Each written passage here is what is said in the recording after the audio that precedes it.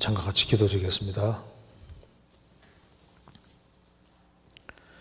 자비로우신 우리 아버지 하나님, 오늘도 저희들을 한 자리에 불러 모아주시고 또 하나님의 말씀으로 교훈받게 해주신 것을 감사합니다. 평상시에 궁금하던 의문들을 하나님의 말씀으로 생각해 보려고 합니다. 주님께서 함께 해주시고 도와주시옵소서. 이 시간이 주님 보시기에 귀한 시간이 되도록 도와주시고 또 말씀 앞에 나와 있는 모든 사람들 일일이 함께 해주셔서 주님의 풍성한 은혜로 채워주옵소서. 주 예수 그리스도 이름으로 기도하옵나이다. 아멘. 이번에 질문이 10개 정도 나와 있는데 제 시간에 다 할 수 있을지는 모르겠습니다. 일단 최대한 짧게 해서 간단하게 좀 설명드려 보겠습니다. 먼저 제가 첫 번째 질문부터 한번 보겠습니다. 신명기 28장 찾겠습니다. 신명기 28장 2절입니다.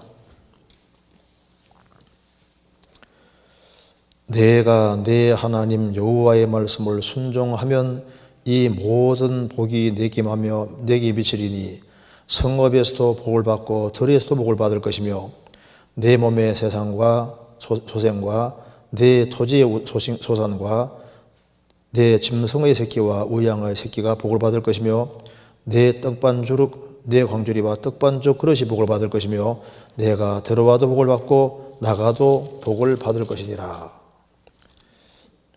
여기까지 여기 질문에 나와 있습니다. 그리고 이제 그 질문이 주님 말씀에 순종하고 살면 이 땅에서도 복을 준다고 하셨습니다.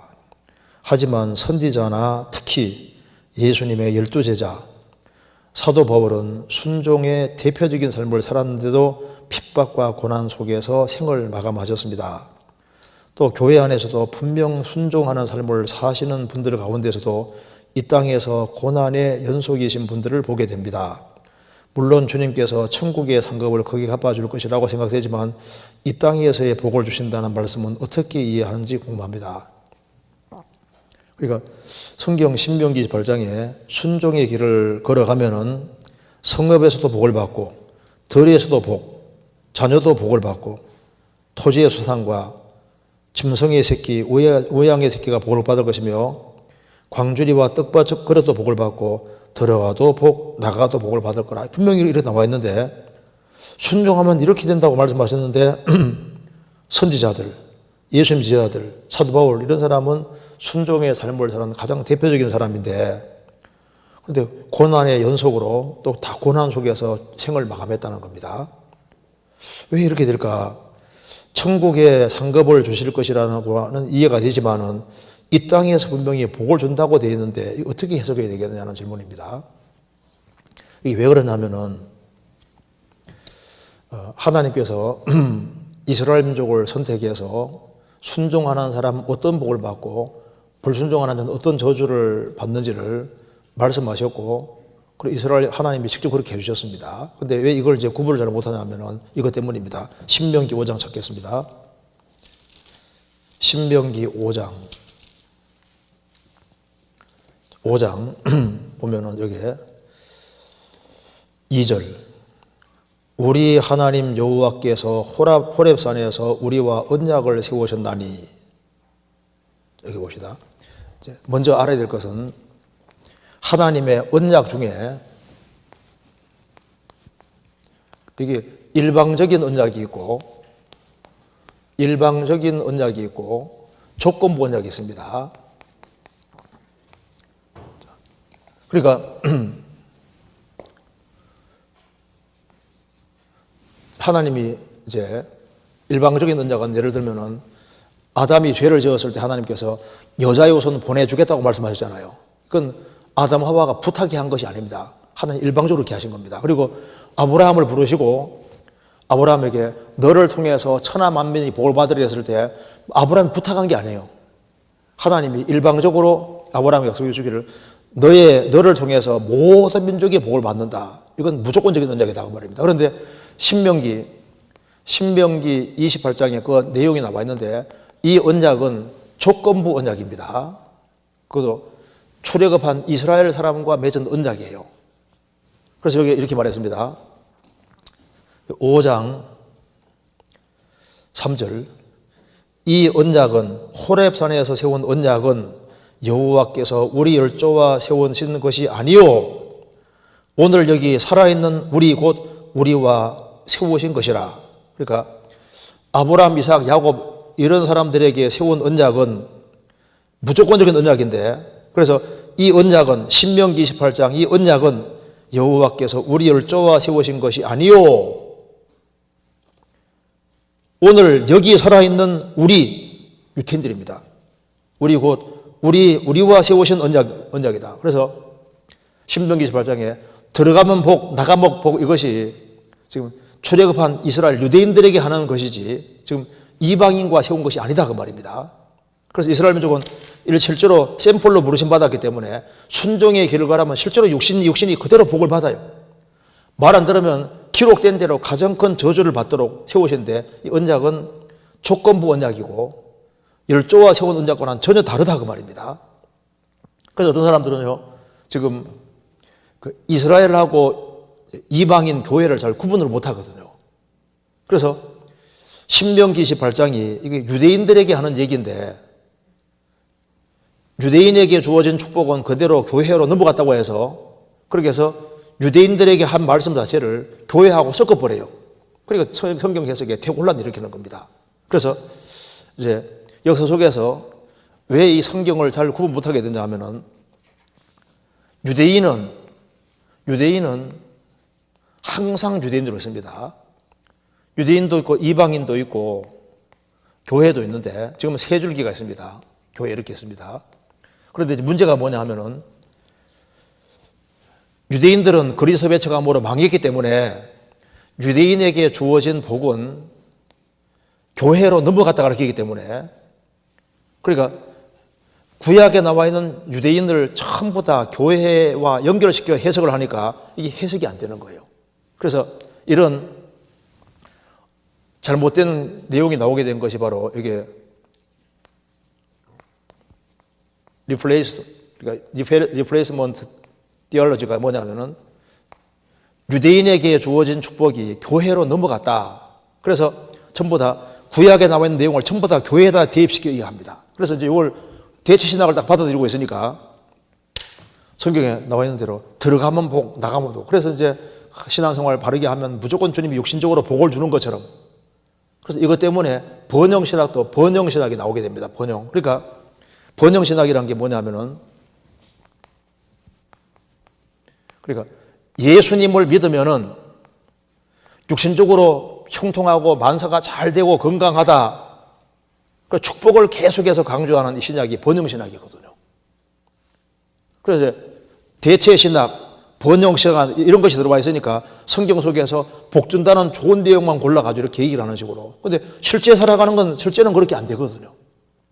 그래서 여기에 이제 유대인들이 육신이 복받는 걸 통해서 이제 하나님께서 이제 구원을 받고 그렇게 하면 신령한 축복 속에 들어갈 걸 말씀하셨고 그리고 이제 유대인들이 저주받는 걸 통해서 불순종하면은 이제 신앙생활도 망치게 되고 그리고 이제 영적으로 완전히 손해본다는 걸 하나님 미리 설명해 준 건 되는 거예요. 그래서 성경 말씀하기를 예수님께서도 고난을 당하셨고 질문한 대로 사도들 특히 바울 사도 이런 사람들 신앙생활을 그렇게 잘했지만은 세상에서는 얼마나 고난받았습니까? 예수님 말씀하시기를 세상에서는 너희가 혼란을 당하나 담대하라 내가 세상을 이겨노라. 그리스도 안에서 바르게 살려고 하면은 육신적으로 잘 돼가는 것이 아니고 무릇 그리스도 안에서 경건하게 살고자 하는 자는 핍박을 받으리라. 핍박을 안 받고 고통을 안 받으면은 그것은 옳지 않다고 주님 말씀하신 거예요. 성경 요한복음 찾아보시겠습니다. 요한복음 15장 여기 15장 18절입니다. 18절에 세상이 너희를 미워하면 너희보다 먼저 나를 미워한 줄 알라. 너희가 세상에 속하였으면 세상이 자기의 것을 사랑할 터이나 너희는 세상에 속한 자가 아니요 도리어 세상에서 나의 택함을 입은 자인 고로 세상이 너희를 미워하느니라. 내가 너희들어 종이 주인보다 더 크지 못하다는 말을 기억하라. 사람들이 나를 핍박하였은즉 너희도 핍박할 때요 내 말을 지켰은즉 너희 말도 지킬 것이니라. 종은 주인보다 크지 못합니다. 그래서 예수님을 핍박했으니까 예수님 안에 있는 너희는 틀림없이 핍박을 받을 것이다. 그래서 그리스도인들은 핍박을 받습니다. 심지어 그리스도인들은 죽임도 당한다는 것을 주님이 강조했습니다. 그래서 여기 16장 1절 내가 이것을 너희에게 이르면 너희로 실족지 않게 하려 함이니 사람들이 너희를 추리할 뿐 아니라 때가 이르면 물론 너희를 죽이는 자가 생각하기를 이것이 하나님을 섬기는 일을 하리라. 저희가 이런 일을 할 것은 아버지와 나를 알지 못함이니라. 그래서 내가 실족지 않게 하려고 말하는데 예수 믿으니까 만사가 형통하고 잘 될 거다 그렇게 생각하고 있으면 넘어질 수도 있는 겁니다. 그래서 사람들이 때가 되면 너희를 출애 회당에 쫓아내고 너희를 죽이는 자가 생각하기를 이것이 하나님을 섬기는 일을 하리라. 그리스도인들을 핍박하고 죽이면서 이렇게 하는 것이 하나님을 섬기는 것이다 이렇게 생각하는 겁니다. 그래서 예수님이 이렇게 말씀했습니다. 33절에 이것을 너희에게 이르면 너희로 내 안에서 평안을 누리게 하려 함이니라. 세상에서는 너희가 환난을 당하나 담대하라 내가 세상을 이겨오노라. 세상에서는 평탄하고 잘돼 가느냐 아니라 세상에서는 환난을 당한다 그 말입니다. 신앙생활을 잘하는 사람일수록 무릇 그리스도 안에서 경건하게 살고자 하는 자는 핍박을 받으리라. 핍박받는 게 정상이고 갈라디아 4장 끝에도 육으로 난 자가 성령으로 난 것을 핍박한 같이 이제도 그러하도다. 성령으로 난 사람을 핍박을 하는데 하나님께서 가인 대신에 아벨을 택하시니까 가인이 아벨을 쳐 죽였습니다. 그리고 에서와 야곱이 있는데 야곱을 하나님 택하시니까 에서가 죽이려고 했잖아요.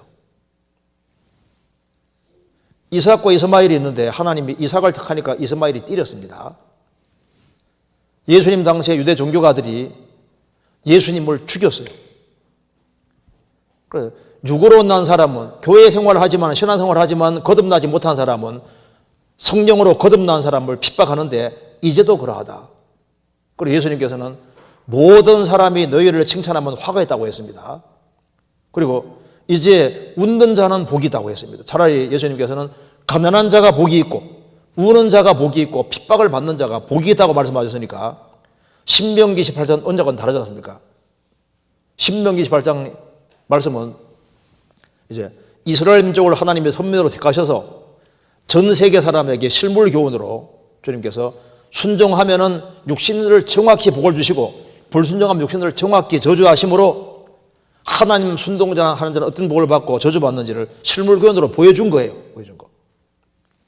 그리고 이제 하나님의 은혜 안에 들어와 있는 사람은 성경에서 핍박을 받을 것을 주님이 계속 경고하신 겁니다. 성경 누가복음 6장 보시겠습니다. 누가복음 6장 제가 읽겠습니다. 20절에 예수께서 눈을 들어 제 아들을 보시고 가라사대 가난한 자는 복이 있나니 하나님의 나라가 너희 것이며 이제 줄인 자는 복이 있나니 너희가 배부름을 얻을 것이며 이제 우는 자는 복이 있나니 너희가 웃을 것이며 인자를 인하여 사람들이 너희를 미워하며 멀리하고 욕하고 너희 이름을 악하다여 버릴 때에는 너희에게 복이도다. 그날에 기뻐하고 뛰놀라 하늘에서 너희 상이 큼이라 저희 조상들이 선자들에게 이와 같이 하였느니라.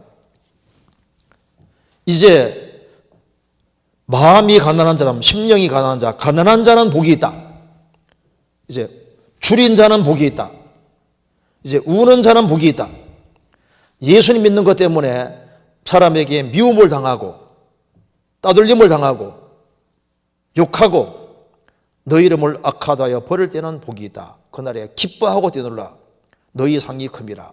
반대로 24절에 그러나 화에 있을진저 너희 부유한 자여 너희는 너희의 위로를 이미 받았도다. 화에 있을진저 너희 이제 배부른 자여 너희가 줄이리로다. 화에 있을진저 너희 이제 웃는 자여 너희가 애통하며 울리로다. 모든 사람이 너를 칭찬하면 화가 있도다. 저희의 조상들이 거짓 선자들에게 의와하지 않느니라. 거짓 선자들은 칭찬을 받는데 참으로 주님을 바르게 믿는 사람들은 핍박을 받고 따돌림을 당하고 욕을 얻어먹고 이렇게 한다는 겁니다. 자, 그래서 그리스도인이 됐다는 것은 자기 십자가를 지는 사람들인 거예요. 그래서 성경에 말씀한 대로 복음이 확실하게 전해지는 곳에는 반드시 반대가 있다고 말씀하신 겁니다. 사도행전 28장 찾겠습니다. 28장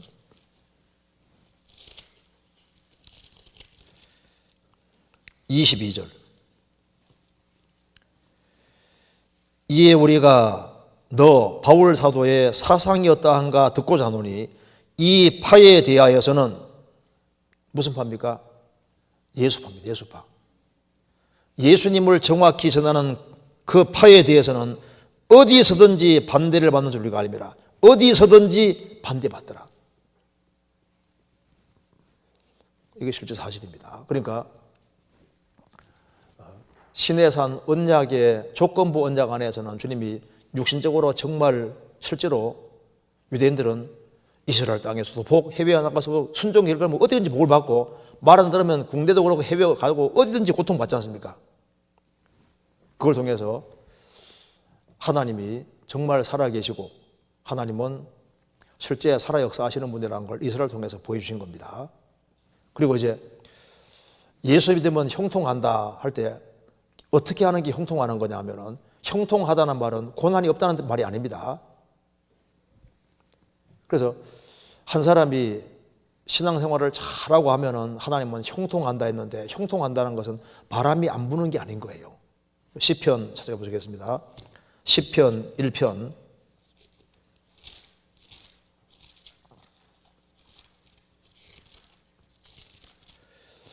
1편 2절 오직 여호와의 율법을 즐거워하여 그 율법을 주야로 묵상하나 저로다. 여기 율법은 하나님 말씀입니다. 저는 시냇가에 심은 나무가 시절을 쫓아 과실을 맺으며 그 잎사귀가 마르지 아니함 같으니 그 행사가 다 형통하리로다. 악인은 그렇지 않으며 오직 바람에 나는 겨와 같도다. 의인은 시냇가에 심은 나무 같아서 시절을 쫓아 과실을 맺으며 잎사귀를 맺게 된다. 그래서 그 행사가 다 형통하리로다. 악인은 그렇지 않으며 오직 바람에 나는 겨와 같도다. 바람이 샥 지나가면은 겨는 다 날려가지 않습니까? 그런데 물가에 심긴 나무는 딱 그 자리에 있습니다. 그러니까 많은 시련과 역경과 어려움에서도 주님은 그 모든 것을 다 이기고 형통케 만들어 주신다. 그래서 요셉 같은 경우는 보시면은 요셉이 형들의 미움받아 애굽에 내려갔잖아요. 그래서 보디발 집에서 이제 가정 일부 다 하는데 주님이 범사에 형통케 하시더라.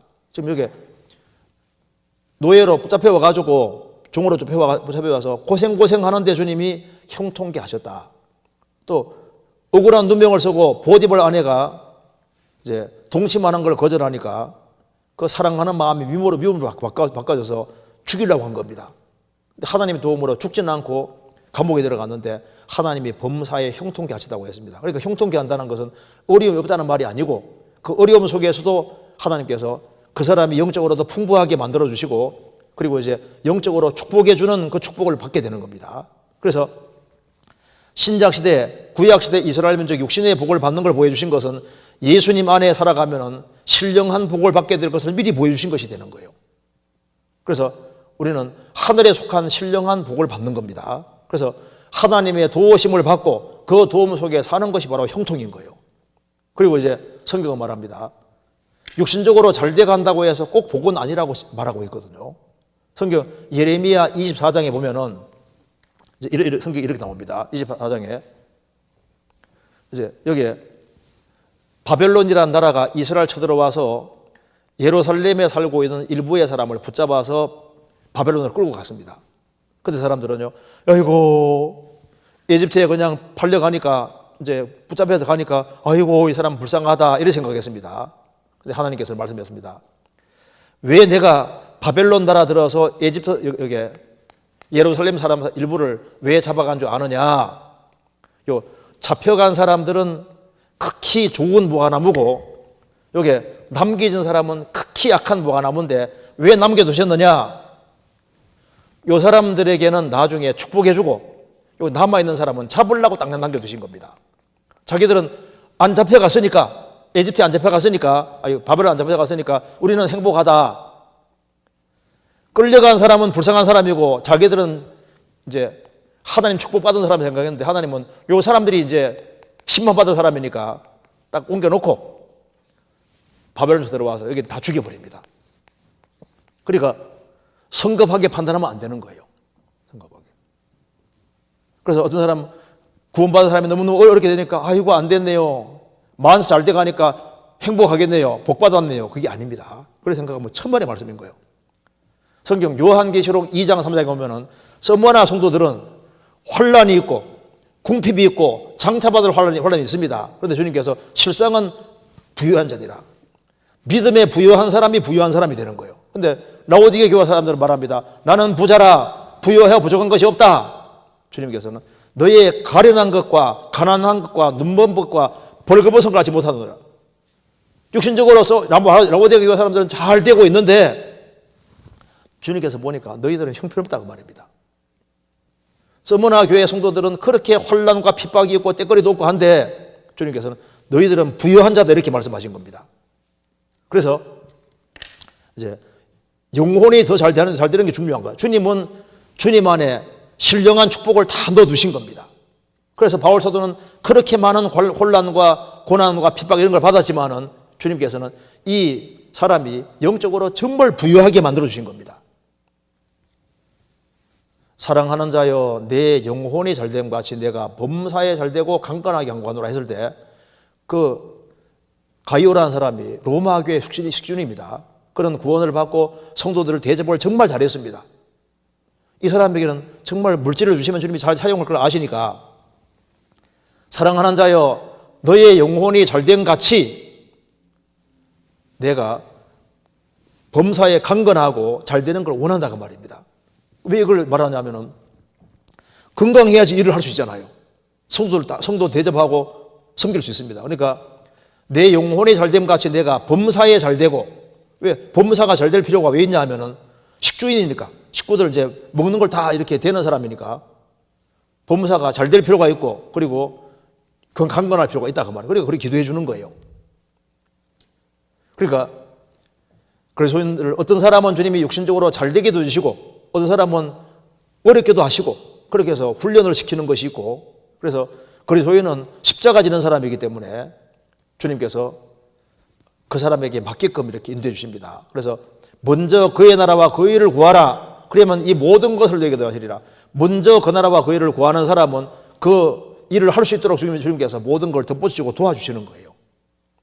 그래서 신명기 28장에 나와 있는 언약은 여기에 딱 이거 조건부 언약이라는 걸 알면 됩니다. 그리스도인들은 지금 조건부 언약 아래 있는 것이 아니라 무조건적인 언약 아래 있는 거예요. 그리고 하나님께서는 무조건적인 언약 아래 있는 사람은 신령한 것에 아주 신령한 복을 주려고 주님이 계획을 하신 겁니다. 그래서 성경 에베소 1장 보면은 신령한 복이 뭐냐면은 하나님이 아들이 되고 그리고 이제 죄를 사함 받고 그리고 영적으로 밝아지고 교회 안에 연결되어서 주님의 공급받아 주님의 일을 잘 하도록 하는 그것이 주님께서 주시는 정말 신령한 축복이 되는 거예요. 어떤 사람 하나님을 떠나서 살면서도 육신적으로 잘 돼간다. 그 복이 아닙니다. 그래서 오히려 주 안에서 소득이 적어도 신앙생활을 잘하고 핍박받아도 신앙생활을 잘하는 그것이 영원한 축복을 받는 길이 되는 거예요. 그리고 이 세상에서도 주님 도와주시고 천국 가면 당연히 주님이 주 안에 사는 것을 다 축복으로 갚아주시죠. 그런데 구원받은 사람 중에 어떤 사람은 주님이 물질을 뺏어가기도 하고 물질을 주기도 하시고 어렵게도 하시고 평탄하게 하시고 이걸 막 섞어서 그 사람 훈련시킵니다. 그래서 형통할 때는 기뻐하고 공고한 날에는 생각하라고 했습니다. 하나님이 이 두 가지를 병행하십니다. 그래서 내가 구원받았는데 성경에서 신명기 28장에 잘 된다고 했는데 나는 왜 이렇게 어려움이 많느냐? 유태인에게 하는 말이고 그리스도인에게는 주님이 신령한 축복을 주시기 위해서 얼마든지 더 어렵게 할 수도 있습니다. 그래서 로마서 8장 28절에 하나님을 사랑하는 자 곧 그 뜻대로 부르심을 입은 자들에게는 모든 것이 합력하여 선을 이루느니라. 하나님을 사랑하는 사람, 그 뜻대로 부르심을 받은 사람에게는 모든 것이 합력하여, 모든 일들이 합력하여 함께 어우러서 선을 이룬다고 했는데 그 모든 일 속에는 환난과 핍박, 적신, 기근, 칼, 이 모든 것이 다 어우러서 선을 이룬다고 하신 겁니다. 그래서 그리스도인들의 생애 속에 주님께서 벌거벗게도 하시고 줄이기도 하시고 질병도 주시고 심지어 칼고통도 주신다. 죽음도 주시는데 근데 모든 것이 어우러져서 하나님의 손을 이루어 가시는 거예요. 그래서 성경에 모순이 있는 것이 아닙니다.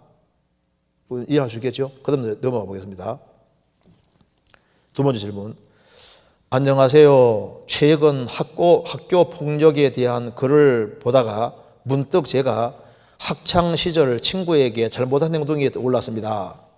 과거 저의 잘못된 행동이 그 친구에게 지금까지 상처로 남아있지 않을까 하는 생각에 마음이 무겁습니다. 하나님 앞에서는 저의 모든 죄가 사해졌지만 사람에게 용서받지 못한 행동이 있다고 생각이 드니 마음이 불편하고 뜻하지 못하는 기분입니다.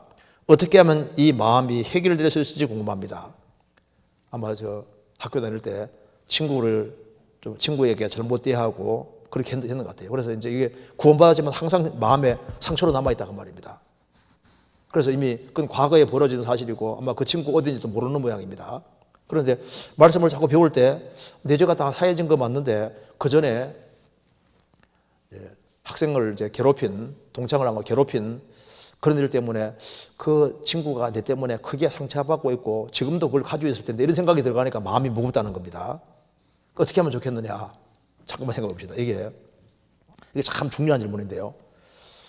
구원을 받았다고 해서 과거와 연결성이 없는 게 아니에요. 그러니까 구원만 공짜지 나머지는 절대 공짜가 아닙니다. 예를 들면 이렇습니다. 여기 이제 구원을 딱 시점으로 해서 내가 이제 죄를 사함받고 구원받았다. 그러면 저기 구원받기 전에 뿌린 씨와 구원 이후도 반드시 연결이 됩니다. 구원은 공짜지만은 그 전에 경험한 것과 현재와 미래는 연결되어 있어요. 그래서 구원받기 전에 술하고 담배를 안 했다. 그러면 구원받고 난 다음에도 술, 담배 끊는 그 문제가 생길 수가 없잖아요. 그런데 이제 술, 담배를 많이 하다가 구원받은 사람은 구원받은 거 감사한데 술, 담배가 많이 했으면 여기 습관성이 딱 되어 있으면 이게 잘 안 끊어지니까 끊는데 고생을 하는 거예요. 구원받기 전에 내가 암이 걸렸다. 구원받았다 해서 암이 남는 것이 아니거든요. 그러니까 구원받고 난 다음에도 암 때문에 고생하는 거예요. 고생을. 내가 구원받기 전에 많은 빚을 졌다. 구원받았다 해서 빚이 해결되는 게 아니잖아요. 그래서 빚 때문에 엄청 빚 갚느라 고생하게 돼 있습니다. 그리고 이제 내가 구원받기 전에 나쁜 씨를 심었으면은요, 그것 때문에 고통을 받게 되고 구원받아도 양심의 가치 같은 걸 받게 된다니까요. 왜? 연결되어 있으니까. 그래서 이제 구원받기 전에 빚을 졌다. 구원받고 난 다음 빚을 갚아야 됩니다. 구원받아 해서 구원받기 전에 과거가 끝난 게 아니에요.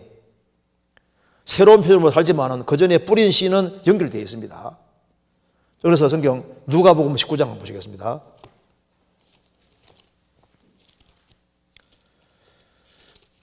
누가복음 19장 여기 삭개오에 대해서 성경에 말씀하셨는데 여리고에 삭개오라는 사람이 있었습니다. 세리의 장이고 또 엄청 부자입니다. 세리 중에 우두머리예요. 그래서 이 사람은 예수님 누군지 알고 싶어서 사람이 너무 많고 키가 작으니까 뽕나무에 올라가서 예수님 보고 있습니다. 예수님은 이제 그 사람을 딱 보시면서 삭개오야 이리로 내려오라.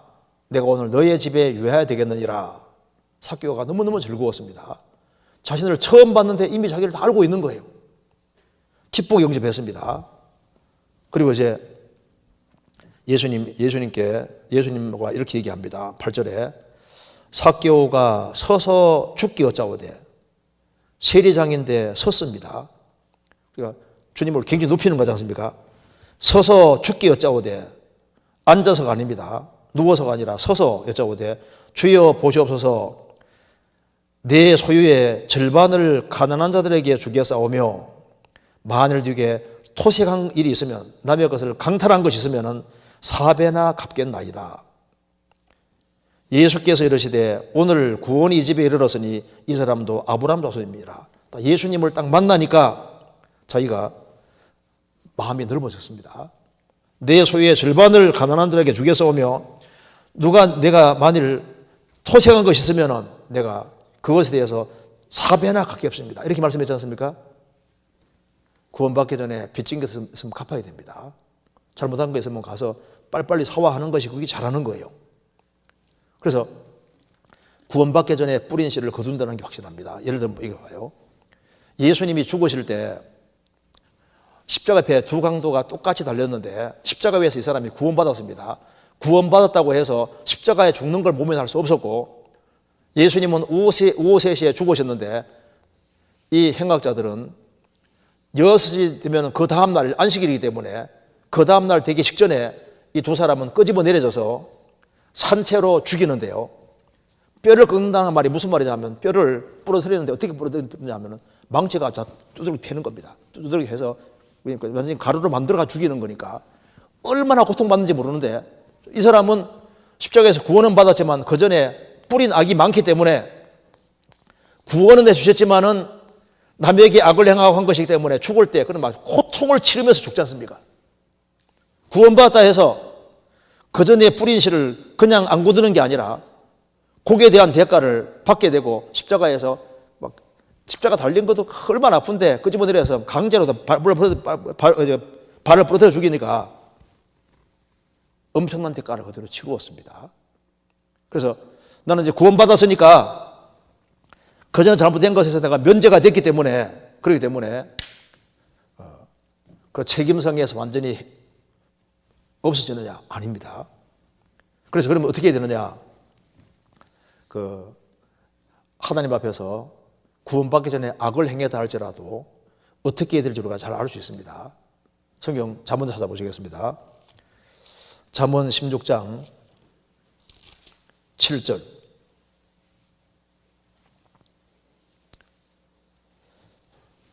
사람의 행위가 여호와를 기쁘시게 하면 그 사람의 원수라도 그로 더불어 화목하게 하셨느니라. 내가 그 전에 악을 행하고 주변에 내 원수가 되어 있는 사람이 있다 할지라도 성경에 말씀하기를 사람의 행위가 여호와를 기쁘시게 하면 그 사람의 원수라도 그로 더불어 화목하게 하시느니라. 그래서 이 성경 말씀대로 주님 위해서 열심히 살고, 그리고 여호와를 기쁘시게 하는 사람을 구원받고 난 다음에 살면은 하나님께서 화목하게 만들어주시고, 원수라도 화목하게 만들어주시고, 그를 길을 풀어주시고 또 화해할 수 있는 길을 만들어주세요. 그리고 그 사람이 미리 죽었을 수도 있잖아요. 자, 바울서도 보시면은 여기 지금 질문한 내용대로 동창생 이런 사람을 괴롭게 하는 정도가 아니라 바울서도는 구원받기 전에 얼마나 악을 많이 했는지 아시죠? 심지어 살아있는 하나님의 교회를 핍박하고 그리스도인들을 붙잡아서 감옥에 마음대로 집어넣고, 그리고 이제 스데반이 죽을 때 가편 투표한 사람이 사도 바울입니다. 사도 바울이 스데반 돌에 맞아 죽을 때 그게 동참한 사람이 바울 사도니까 스데반은 죽어버렸지 않습니까? 근데 그는 용서받고 난 이후에 적극적으로, 스데반은 이미 죽었지만은 적극적으로 선을 행하고 주님에서 열심히 살았고 주님 그걸 다 받아주신 거예요. 그래서 어떤 경우를 할지라도 과거 기억에 붙잡혀서 거기에 매달려 있고 그래서 신앙이 후퇴할 것이 아니라 이런 것은 지나가기 때문에 주 안에서 더 성실하게 열심히 사는 것이 필요한 겁니다. 어떤 사람은 과거 기억에 붙잡혀서 발이 딱 붙잡혀서 더 이상 못 나가는 사람인데 그게 아닙니다. 주님께 모든 걸 맡기고 주 안에서 열심히 살아가면 주님이 또 배후에 다 해결해 주시고 여호와를 기쁘시게 하면은 원수라도 주님이 화목하게 만들어 주시는 거예요. 그래서 그런 기억이 있다 할지라도 그걸 하나님께 다 맡기고 주 안에서 새로운 마음 가지고 적극적으로 살아가면은 주님이 원수라도 화목하게 만드시는 겁니다. 바울 사도는 그런 많은 안 좋은 기억이 있지만 그래도 신앙생활 열심히 했잖아요. 바울 사도 사실 안질 걸린 것도요. 그때 담의 도상에서 주님 빛이 쫙 비치면서 눈이 멀었지 않습니까? 아나니아 통해서 안수 통해서 껍질은 눈은 이제 낫게 됐지만은 눈이 그때부터 약해진 것 같습니다. 평생 병으로 고생하잖아요. 구원받기 전에 그리스도인들이 잘못한 것이 있을 때 거기에 대해서 고통 안 받는 게 아닙니다. 고통은 받지만 좀 계속 사용하셔요. 어떤 경우든 간에 뒤로 물러가면 안 됩니다. 과거 붙잡히면 안 되는 거예요. 그 다음 질문 한번 보겠습니다. 죄의 기준이 무엇인가요? 하나님을 경외하는 것이 올바른 삶이고 경외가 죄 없는 삶이라고 하셨습니다. 그렇죠. 죄에서 구별되어 살아가는 것이 하나님 경외하는 겁니다. 율법은 구약은 모두 폐하하셨으니 새로운 주님의 율법 속에 사는데 어느새 속죄의 은혜보단 죄책감이 들려 사는 것 같습니다. 어떻게 해야 되냐고 하는 질문입니다. 여기 이제 죄의 기준이 무엇인가요? 죄의 기준은 성경이죠. 그리고 이제 하나님을 경외하는 것이 올바른 삶이고 하나님을 경외하는 게 올바른 삶인데 그 경외의 바탕은 죄 없는 삶이라 하셨습니다. 구별될 삶이라고 하면 더 맞아요. 그래서 방이 청결하다 그 말은 방에 먼지가 안 떨어지는 게 아닙니다. 쓰레기 안 떨어지는 게 아니고 얼른 치우면은 방이 청결한 거라고요. 그래서 죄를 고집하는 것은 경외가 아닙니다. 비록 죄를 지었지만은 빨리빨리 죄를 처리하고 그렇게 하면은 항상 하나님과 관계를 맺고 살 수 있는 거예요. 그런데 여기에 구약 율법은 모두 폐하셨으니 새로운 주님의 율법 속에 사는데 어느새 속죄의 은혜보단 죄책감이 들리는 것 같습니다. 이거 참 좋은 질문이거든요. 그런데 여기에 율법은 모두 폐하셨으니 새로운 주님의 율법 속에 산다. 이거 잘 이해해야 됩니다. 성경이 뭐라 그랬냐면은 구원받은 사람은 율법 아래 안 있다는 말은 맞아요. 이거 봅시다. 우리가 알아야 될 것은 율법은 천지가 없어지게 되는 절대 안 없어집니다. 십계명은 항상 있고 천지가 없어지기 전에는 율법의 1점이라도 안 떨어지고 율법은 지구상이 없어지는 게 아니에요. 그러니까 여기에 율법이라는 것은 항상 존재하고 있습니다. 그러니까 하나님께서 우리를 율법의 오전에 배운 대로 율법의 저주에서 건져주기 위해서 일단 예수님은 법 위에 계신 분이니까 예수님이 사람이 되셨고 그래서 갈라디아 4장 보면은 예수님은 율법 아래 나셨다. 율법 아래 나신 이유는 율법 아래 있는 자들을 속량 건져내기 위해서다 겁니다. 그래서 이 건져내기 위해서는 예수님이 일단 사람에 대해서 율법 아래 내려오셔야 되고 로마 성경 갈라디아 3장에는 예수님은 십자가에 죽으심으로 율법의 저주에서 속량 건져내시고 또 예수님은 온전한 생애를 사시고 죽으시고 부활했기 때문에 예수님은 우리를 의롭게 해주셨습니다. 그래서 율법은 항상 있어도 예수님이 율법 아래에서 십자가에 죽으시고 내 죄를 대속하셨기 때문에 율법에서 내가 벗어나 있는 겁니다. 율법은 항상 존재하는데 죽으면 끝이 나는 거예요. 그래서 율법하고 사람은 계속 엮여 있으니까 저주받아야 되니까 내가 죽을 자리 예수님이 대신 죽으셨으니까 내 운명은 십자가에서 끝이 났으니까 율법에서 벗어나 있는 겁니다. 나중에 로마서 7장 보면 그렇게 나와 있습니다. 이게 율법을 여기 신랑으로 표현했는데요. 율법이라는 남편이 있는데 여기를 벗어날 수가 없는 거예요. 이 남편은 얼마나 엄격한지 조금만 잘못하면 계속 지적하는 남편입니다. 벗어나고 싶은데 벗어날 길이 없어요. 방법이 뭐냐? 율법 밑에 이게 아내로 있는 사람이 여기에 벗어날 수 있는 방법은 자기가 죽는 겁니다. 죽으면 율법 벗어나잖아요. 남편이 살아있는 한은 벗어날 수 없거든요. 그런데 방법은 아내가 죽는 겁니다. 죽으면은 이 남편에서 벗어납니다. 근데 내가 죽으면 멸망이니까 예수님이 대신 죽으셔서 율법의 저주에서 딱 벗어내서 새로운 남편에게 시집가게 했는데 그 새로운 남편이 바로 예수님이다 그 말입니다. 예수님은 얼마나 사랑이 많은지 부족한 게 있으면 감싸주고 도와주고 이렇게 해서 항상 안에 펴 있는 사람인 거, 사람 편에 서 있습니다.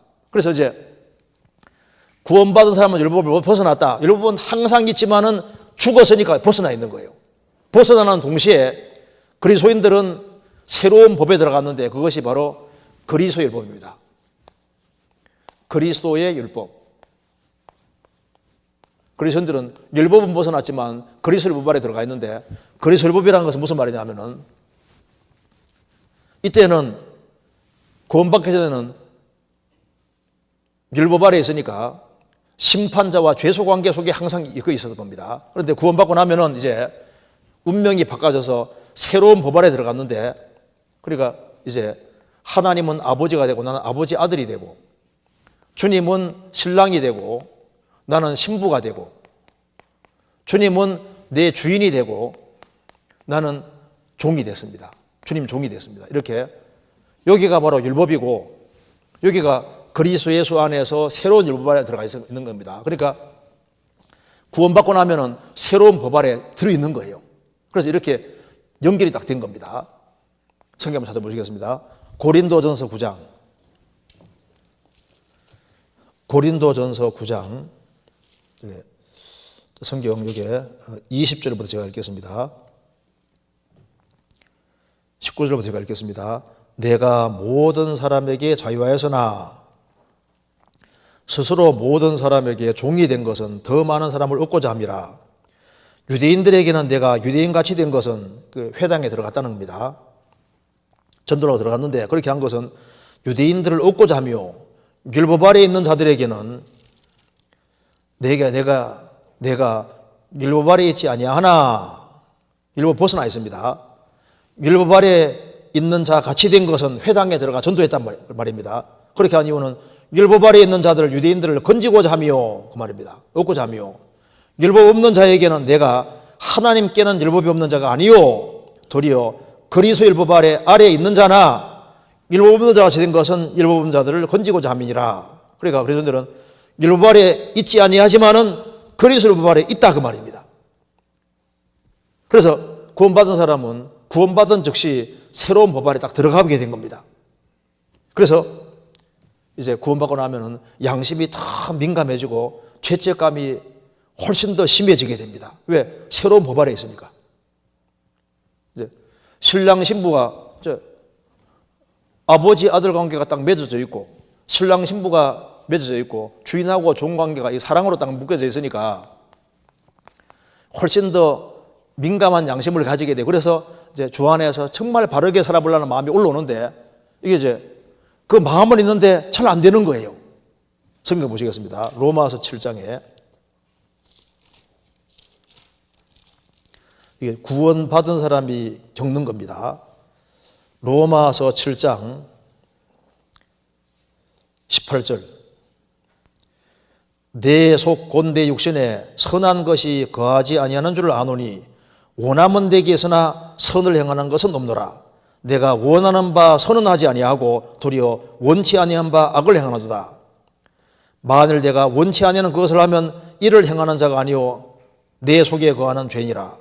그러므로 내가 한 법을 깨달아노니 곧 선을 행하기 원하는 나에게 악이 함께 있는 것이로다. 내 속사람으로는 하나님의 법을 즐거워하되 내 지체 속에서 한 다른 법이 내 마음의 법과 싸워 내 지체 속에 있는 죄의 법 아래로 나를 사로잡아오는 것을 보는도다. 오라 나는 공고한 자로다. 이 사망의 몸에서 누가 나를 건져내랴. 우리 주 예수 그리스도로 말미암아 하나님께 감사리로다. 그런즉 내 자신이 마음으로는 하나님의 법을 육신으로는 죄의 법을 섬기노라. 구원받고 난 이후에 내 속에 선이 거하지 않는 걸 안다. 선을 행하기를 원하는 마음은 있지만 선 행하는 건 없다. 그래서 법을 하나 깨달았는데 내 속에 악이 있다고 말입니다. 타락된 기질이 있다는 걸 아는 겁니다. 그래서 우리 속사람으로는 하나님 말씀을 즐거워하는데 내 지체 속에 있는 다른 법, 이 죄의 법입니다. 죄의 법이 내 마음의 법과 함께 있어서 내 질 속에 있는 죄의 법 아래로 나를 사로잡아오는 것을 보는도다. 이게 타락된 기질이 있으니까 자꾸 세상에 가려고 하는 겁니다. 그래서 오라 나는 곤고한 자로다. 이 사망의 몸에서 누가 나를 건져내랴. 그래서 구원받고 난 이후에 바르게 살기를 원하는 마음은 있지만은 이제 시간 지나면서 내 속에 타락된 기질이 있고 자꾸 세상에 끌려가고 타락된 기질이 자꾸 이제 있는 게 또 실감나니까 이제 한탄이 생기는 겁니다. 오호라 나는 잘 살고 싶은데 잘 안 되니까 오라 공고한 사람이로다. 이 사망의 몸에서 누가 나를 건져내랴. 더 이렇게 간절하고 그리고 아주 섬세한 양심을 세밀한 양심을 갖게 돼서 그러니까 이제 크게 죄책감을 크게 느끼고 죄를 별로 짓는 것도 아닌데 훨씬 가책을 크게 받고 이래서 속죄받은 은혜가 있는데 자꾸 잘 못 사는 일이 자꾸 벌어지고 하니까 이제 마음에 더 부담을 갖고 눌림을 갖고 고통을 받는 일이 실제로 있다는 걸 얘기를 겁니다. 그래서 로마서 8장이 있는 겁니다. 그럼 어떻게 해야 되느냐? 너의 혼자의 힘으로 아무리 해도 안 되니까 죄의 법이 힘인데요. 죄의 법이 딱 버티고 있으니까 어떻게 하면 되느냐? 그래서 그리스도 예수 안에 들어가야 된다 그 말입니다. 그리스도 예수 안은 뭘 말하냐면 주님은 교회의 머리고 교회는 그의 몸이기 때문에 그리스도가 어떻게 생겼냐면은 이렇게 그리스도가 머리고 구원받은 무리가 몸이니까 이것이 그리스도 예수 아닌 겁니다. 여기는 뭐가 있냐면은 생명의 성령의 힘이 있는 거예요. 우리 속에 타락된 기질이 힘이 있는 것처럼 교회 안에는 생명의 성령이 역사하니까 생명의 성령의 법 힘이 있다 그 말입니다. 그래서 생활 속에 정죄를 안 받으려면은 그리스도 예수 안에 딱 들어가야만 생활 속에 정죄를 안 받게 되는 거예요. 왜? 힘이 있으니까 이겨나갈 힘이 생기니까요. 여기 8장 보시겠습니다. 그러므로 이제 그리스도 예수 안에 있는 자에게는 결코 정죄하면 이게 생활의 정죄를 말하는 겁니다. 이는 그리스도 예수 안에 있는 생명의 성령의 법이 힘이 죄와 사망의 법에서 너를 해방하였습니다. 단회적인 것이 아니라 현재 완료입니다. 계속 해방시켜 간다 그 말입니다. 그래서 그리스도 예수 안에는 생명의 성령의 힘이 작용하기 때문에 그러면 물체는 땅에 떨어지는 힘이 있는데 더 큰 힘이 딱 붙잡고 있으면 안 떨어지잖아요. 그러니까 타락된 기질은 있고 잡아당기는 힘이 있지만은 더 큰 법 안에 딱 들어가면은 그것이 죄를 억제하고 억누르고 성령 인도를 받게 만드시는 거예요. 그래서 생활 속에 정죄를 받는 데서 해방이 돼 가는 겁니다. 그래서 한 사람이 구원받고 난 이후에 주님 몸된 교회를 알지 못하면은 결국 보면 세상 쪽으로 갑니다. 근데 연결돼서 계속 공급받으면은 성령의 힘으로 세상에 딸려가고 싶어도 딱 붙잡혀가지고 못 가는 거예요. 그리고 정상적으로 교회 생활을 하면서 이제 주님 주시는 힘으로 몸을 쳐서 복종을 시키는 겁니다. 그렇게 안 하면은 신앙적으로 실격자가 될 수 있기 때문에. 그래서 여기 이제 질문대로 어느새 속죄 은혜보단 죄책감에 둘려 사는 것 같습니다. 그렇죠. 로마서 1장에 말한 대로 오라 나는 공고한 자로다. 구원받아서 기뻤는데 날이 가면 갈수록 내 자기 부패성을 깨닫게 되면 굉장히 마음이 힘들어지고 죄책감에 눌려 살 수 있다. 그렇죠. 그런데 그리스도 예수 안에 생명의 성령이 역사하는 곳에 있으면요 주님이 도와주시는 힘으로 힘이 생기고 그래서 영으로 유행실을 죽이게 되고 나는 날마다 좀 더 죽이게 되고 성령 인도를 받을 수 있는 거예요. 그래서 꼭 여기에 그리스도 예수 안에서 새로운 법 속에서 살아야 되는 것이 맞는 겁니다. 이제 그러면은 주님이 신앙이 잘 성장하게 도와주실 거예요. 참 신기한 것은 교회 연결 안 되는 사람은 얼마 시간 지나가면 힘이 없어요. 조금 더 시간 지나가면 세상으로 가 있습니다. 그런데 구원받고 구원받은 무리 가운데 있으면 그 타락된 기질도 있고 막 힘든 것도 있지만은 또 주님이 새로운 힘이 있어가지고 신앙생활을 쭉 계속하게 만들어 주세요. 그래서 이제 이런 생각이 죄책감이 이제 줄어들고 이게 하는 이유는 해야 될 것은 여기에 그리스도 예수 안에 들어와 있으면 되는 겁니다. 몸된 교회와 꼭 연결이 되어야 되는 겁니다. 그리고 그 다음 질문 보겠습니다. 여기 역대하 4장 3절 보시겠습니다. 역대하 4장 4장 3절에 여기 4장 3절 보시겠습니다. 역대하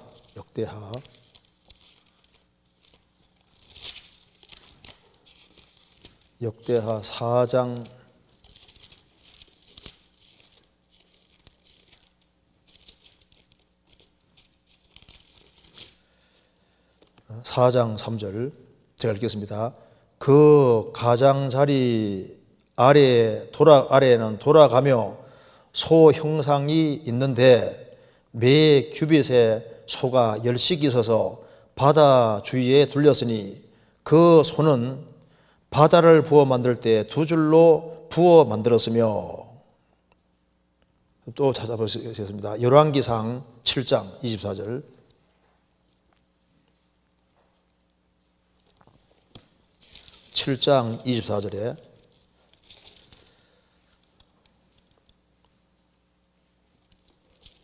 열왕기상 7장 24절 제가 읽겠습니다.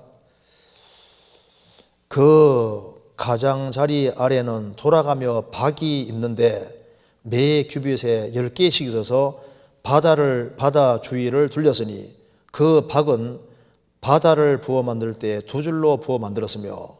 여기 역대하 3장과 열왕기상 24장은 내용이 똑같은 내용인데 소가 박으로 바뀌어져 있습니다.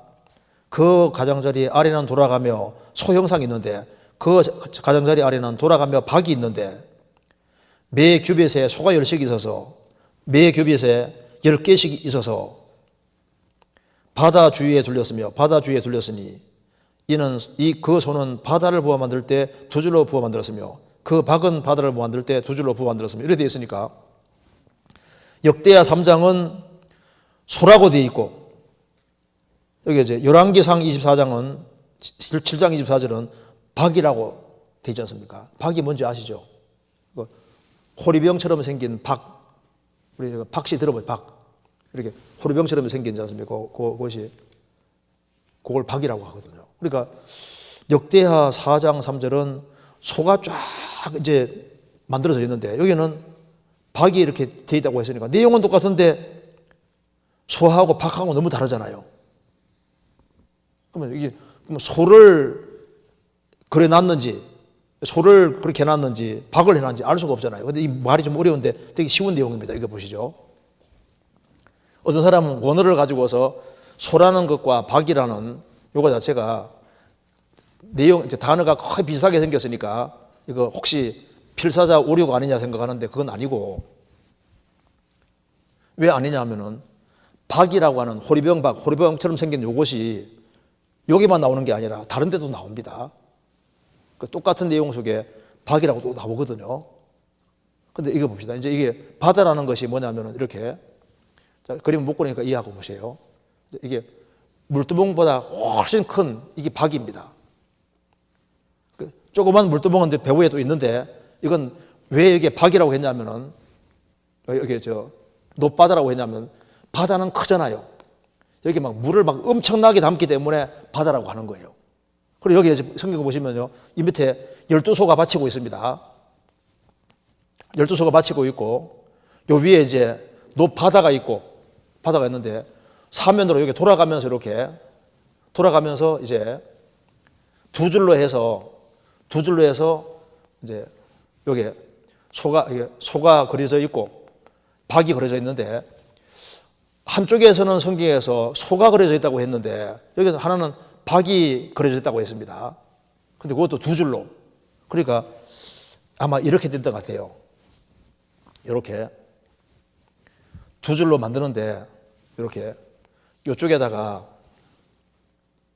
여기 한쪽에는 소를 쫙 그려놓고 한쪽에는 박을 그려놓고, 그 다음에 띄워서 이쪽에는 소를 만들어 놓고 이쪽에는 박을 그려놓고, 이렇게 해서 두 줄은 두 줄인데 한쪽에서는 소, 한쪽에는 박, 이렇게 해서 만들어 놨는데, 성경에 따라서 한쪽에는 요것만 기록해 놓고 한쪽은 이렇게 박만 기록해 놓고 이렇게 해서 원래 이렇게 돼 있는데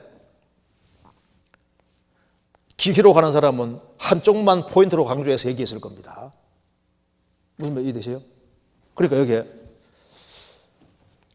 성전 안에 있는 물건들을 기록하면서 역대하에서는 소라하였고 열왕기상에서는 박이라고 설명하고 있습니다. 이 두 성경에 차이가 있는 것 같은데 어떻게 하면 좋겠습니까? 동일한 내용인데 사복음서도 예수님을 여러 각도로 설명하는 것처럼 기록하는 사람이 기록할 때 포인트를 한쪽에는 소를 잡아서 중점적으로 기록해놓고 하나는 이제 박을 기록해놨으니까 똑같은 내용인데 하나씩만 기록해놓은 것이 맞을 거다 그 말입니다. 그래서 그리고 왜냐하면 박이라는 것 자체가 필사적 오류가 아니라 박을 성경에 말씀하기를 기록하고 있는데 여기도 사용했습니다. 열왕기상 6장 보시겠습니다. 그 앞에 열왕기상 6장 18절에 전 성전 안에 입힌 백향목에는 박과 핀꽃을 아로새겼고 모두 백향목이라 돌이 보이지 아니하며 여기 보면은 전 안에 입힌 백향목에는 박과 핀꽃을 아로새겼고 맞습니다. 그리고 열왕기상 7장에는 다시 보시면은 23절에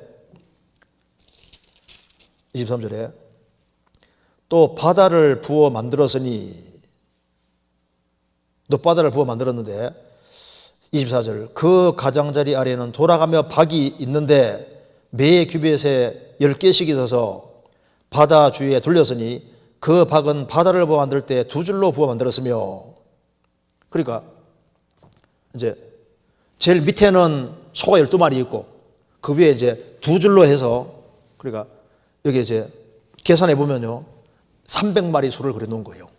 그러니까 소를 거기 집어넣는데 300마리 밑에 300마리 박도 똑같이 이렇게 해가지고 엮어놨으니까 나중에 한번 이제 두드려 보시면요 인터넷으로 보시면 이렇게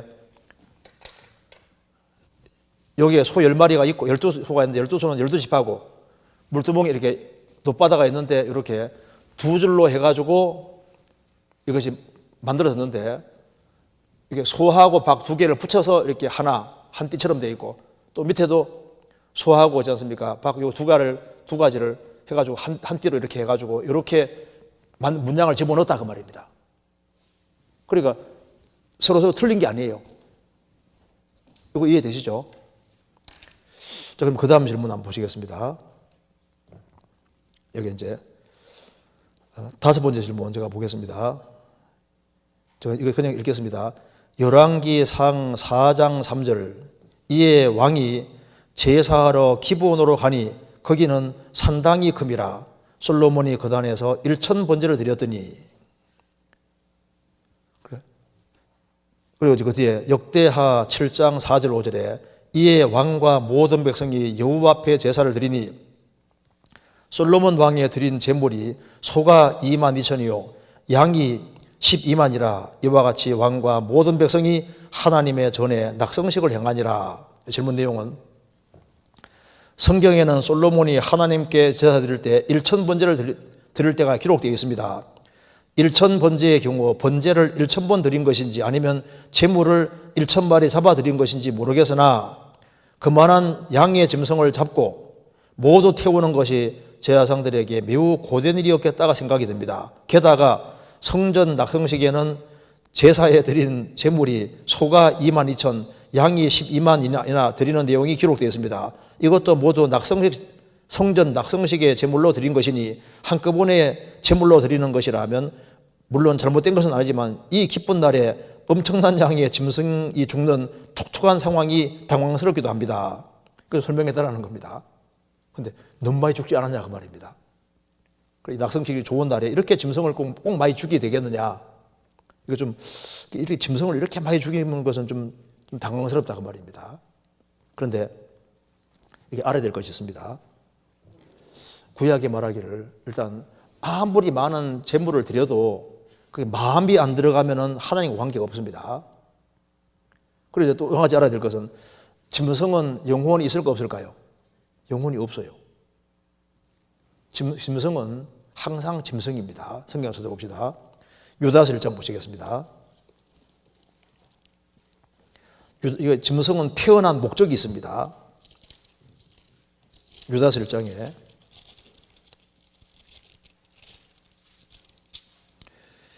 제가 읽겠습니다. 10절 읽겠습니다. 1장 10절. 이 사람들은 유다서 받는 사람 중에 가만히 들어온 거짓 일꾼 말합니다. 거짓 일꾼 이 사람들은 무엇이든지 그 알지 못하는 것을 회방하나도다. 또 저희는 이성 없는 짐승같이 본능을 하는 그것으로 멸망하느니라. 자, 짐승은 이성 없는 짐승입니다. 그리고 본능으로서 행동하는 거예요. 짐승의 특징은 이성이 없는 짐승이고 짐승은 본능을 가지고 와서 본능대로 행동합니다. 또 그 다음에 여기 베드로후서 2장 보시겠습니다. 베드로후서 2장 12절. 그러나 이 사람들은 본래 잡혀 죽기 위하여 난 이성 없는 짐승 같아서 그 알지 못한 것을 회방하고 저희 멸망 가운데 멸망을 당하며. 짐승은 본래 태어날 때부터 잡혀 죽기 위해 났다. 그리고 이성이 없는 짐승은 이성이 없고 원래 태어난 목적이 뭐냐면 잡혀 죽기 위해 난 거예요. 짐승은 처음부터 죽기 위해 난 겁니다.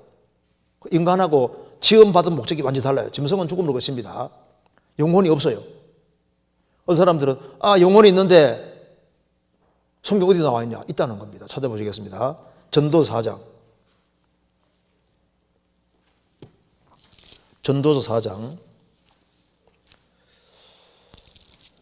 3장입니다. 3장 여기 보시면은요.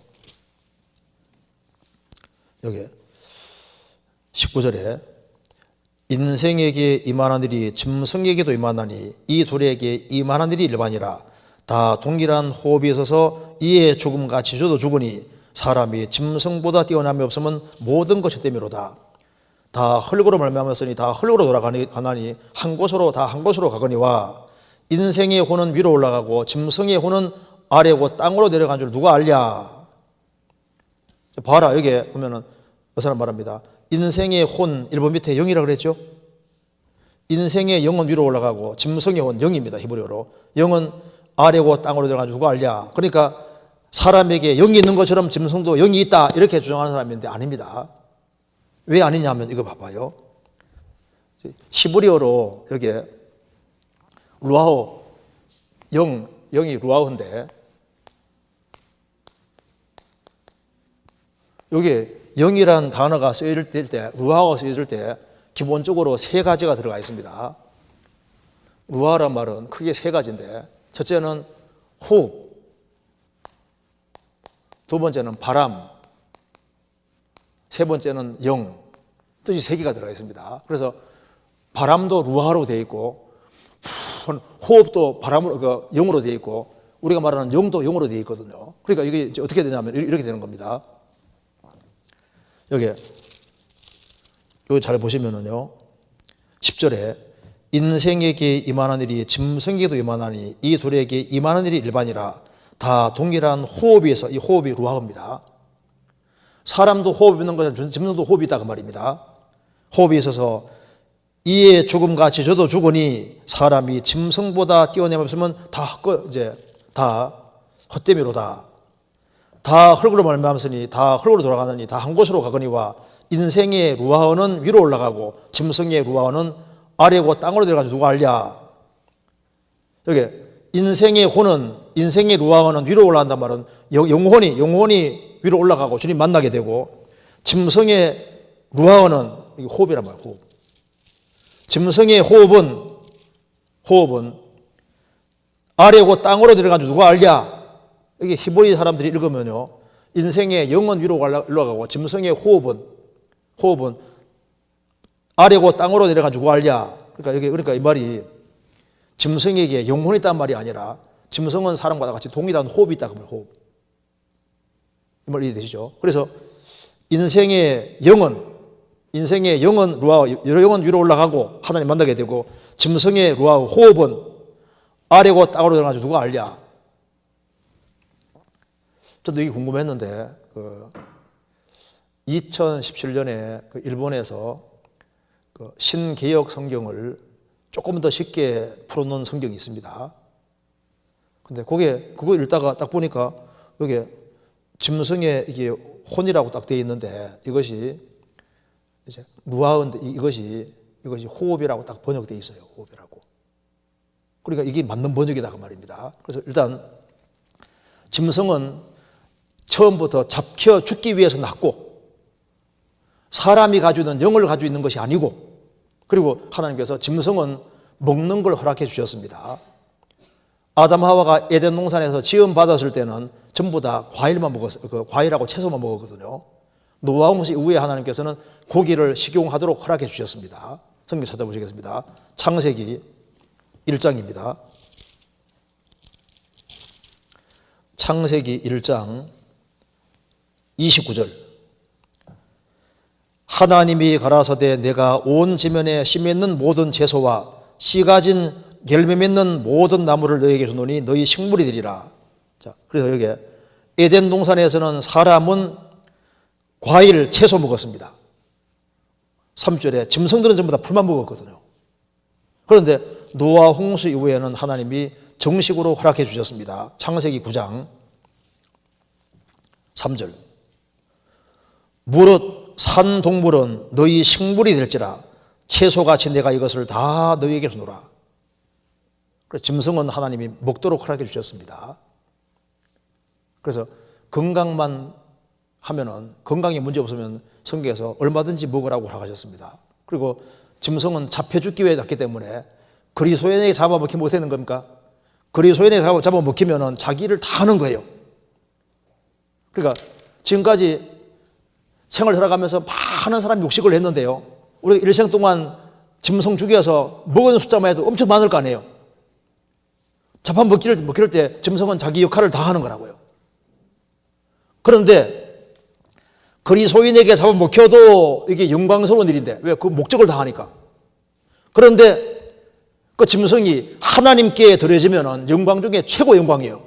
봐요. 여기 이제 짐승이 이렇게 있는데 여기 한번 생각해 봅시다. 짐승이 이렇게 있는데 짐승은 결국 태어난 목적이 뭐냐면 잡혀 죽기 위해 났습니다. 결국은 죽기 위해 났기 때문에 어차피 죽어야 되는데 불신자에게 잡아먹히는 것이 좋은 걸까요? 그리스도인에게 잡아먹히는 게 좋은 걸까요? 세상에 나가지고 구원 안 받은 사람, 죄 짓고 지옥 갈 사람에게 자기 먹이가 자기가 들어지는 거 하고 그리스도인이 먹고서 힘있게 살 수 있게 만드는 이것이 영광스러운 걸까요? 또 한 가지 살아계신 하나님께 드려지는 제물로 드려지는 것이 더 영광스러울까요? 잡혀 죽기 위해 왔으니까 그리스도인에게 잡아먹히는 것은 좋은 것이고 하나님께 제물로 드려지면 훨씬 더 영광스러운 겁니다. 그래서 여기 뭐 2만 명이 2만 마리지 뭐 3만 마리지 관계없습니다. 왜? 가장 영광스럽게 하나님께 드려지는데 하나님께 드려지는 것만큼 최고 영광은 없는 거예요. 지음받은 목적이 그거니까. 이 말 이해되시죠?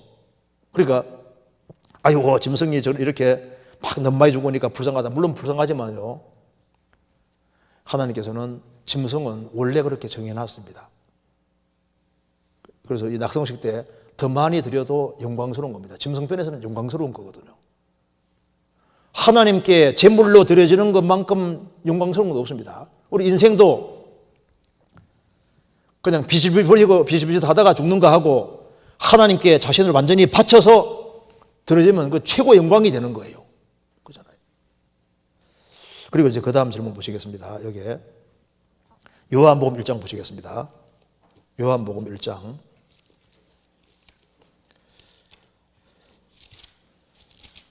1장 1절입니다. 태초에 말씀이 계시니라. 이 말씀이 하나님과 함께 계셨으니 이 말씀은 곧 하나님이시니라. 짧고 간단하지만 막상 쉽게 이해가 되지 않는 말씀입니다. 예수님을 설명하는 말씀인데 집회 때에는 조금 다른 방향으로 설명을 듣는 것 같습니다. 이번 기회에 확실히 정리할 수 있도록 도움 주십시오. 이거 설명하려면요, 지금 이렇게 시간을 막 엄청 많이 투자해도 설명이 다 할 수 없습니다. 왜냐하면 삼위일체에 대한 얘기이기 때문에 이거 배우려면 시간을 충분히 배워야 되는 겁니다. 제가 간단하게만 좀 설명드리겠습니다. 이게 이제 삼위일체에 대한 말씀인데요. 하나님은 삼위일체 하나님이십니다. 그러니까 이제 이게 삼위일체라는 건 간단하게 보면 이게 성부, 성자, 성령이 계신데 한 하나님이라는 겁니다. 그러니까 하나님은 한 분이신데, 하나님은 한 하나님이신데 성부, 성자, 성령 구별이 있으니까 성부는 성자가 아니고 성령은 성자가 아니고 성령은 또 성부가 아닙니다.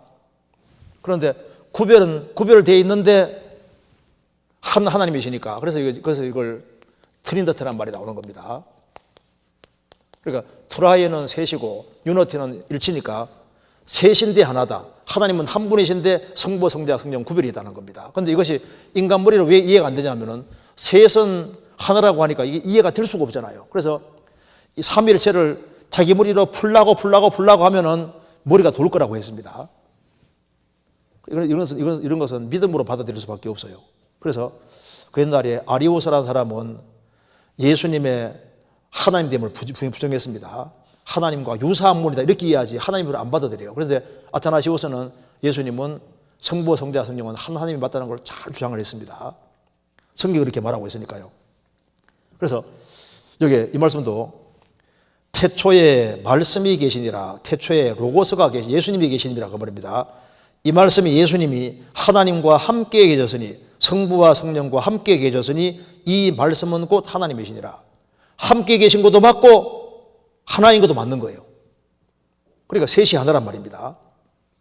이게 왜 그러냐면 성경은 처음부터 이렇게 말하고 있습니다. 처음부터 하나님은 삼위일체 하나님이셔요. 성경 창세기 보시겠습니다. 1장 창세기 1장 여기에 보면은 26절입니다.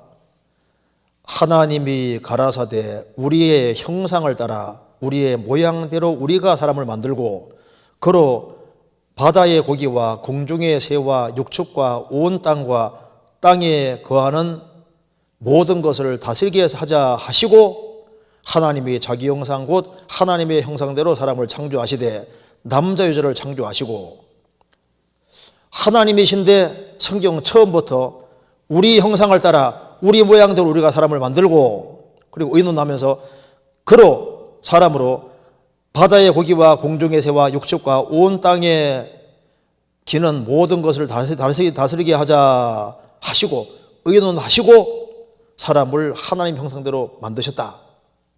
그러니까 하나님은 한 분이신데 처음부터 하나님이신데 우리로 시작됩니다. 우리로. 그러니까 하나님은 한 분이신데 우리 성부, 성자, 성령 구별이 있습니다. 자, 성경 창세기 3장 보시겠습니다. 창세기 3장 22절 여호와 하나님이 가라사대 보라 이 사람이 선악을 아는 일에 우리 중 하나같이 되었으니 여호와 하나님 말씀하시기를 아담이 선악을 아는 일에 우리 중 하나같이 되었다. 하나님인데 우리 중 하나. 삼위일체를 말하는 겁니다. 창세기 11장 찾겠습니다. 11장 6절 여호와께서 가라사대 이 무리가 한 족속이요 언어도 하나이므로 이같이 시작하였으니 이후로는 그 경영하는 일을 금지할 소리로다. 그러면서 자 우리가 내려가서 분명히 6절에 여호와인데 처음부터 우리잖아요. 성경이 항상 이렇게 되어 있습니다. 전도서 12장 1절에 너를 지은 창조주를 기어하라 창조자를 기어하라 하는데 그 창조자가 히브리어로 복수로 되어 있거든요. 이사야 53장에도 이는 너를 지으신 자는 내 남편이시라 내 남편이시라는 그 복수로 되어 있습니다. 너를 지으신 자가 복수로 되어 있거든요.